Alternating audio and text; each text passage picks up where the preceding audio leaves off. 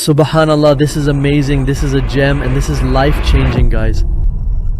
Salaf Salihin means Imam Hassan al-Basri and Imam Ahmad ibn Hanbal. May Allah be pleased with him, and different Salafs have this principle.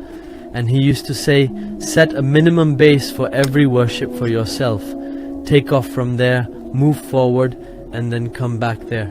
Let me explain. Set a basic standard for every worship. For example, for tahajjud, you can set for yourself that I have to read 2 rak'ahs before Fajr, just 5 minutes before Fajr. Or you can set for yourself that I have to read only 1 witr before Fajr, before the end of Fajr. I have to read 1 witr before Fajr, just 5 minutes before Fajr. This is how you continue, this is how you start. And when you have good days and you want to study more, then go ahead and study more. Study 2, 3, 4, 8, 11. And when you have rainy days, when you are tired, then come back to 1 witr. But don't step back from this. Don't step back from this. This is your base. This is your bare minimum. So the base is 1 witr or 2 rak'ahs, for example. 2 rak'ahs and 1 with it. You have to read this at least every day. You read this here, and then when you feel like it, when you have the courage, when you have the strength, when you are in the mood, then read more. But come back and stop here. Don't come down from here. Never let it happen that you don't get up. What is our rule? Either all or nothing at all? No. For example, you have to read the Quran, no doubt. You have to read it for 5 minutes, but you have to read it for a long time. The day I get the time, I will study for an hour and a half. But when I come back, I don't get down from 5 minutes.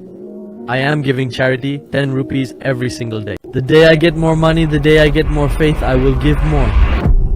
But I have to give at least this much. I am just giving examples. Some cases could be like 1,000 rupees per day. I like the memory of my friend a lot, and I still remember it.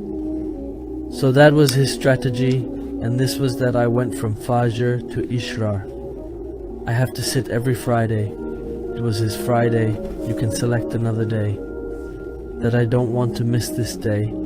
I said this is very less. 1 day in a week is very less. And subhanallah, he keeps on doing this practice every single Friday.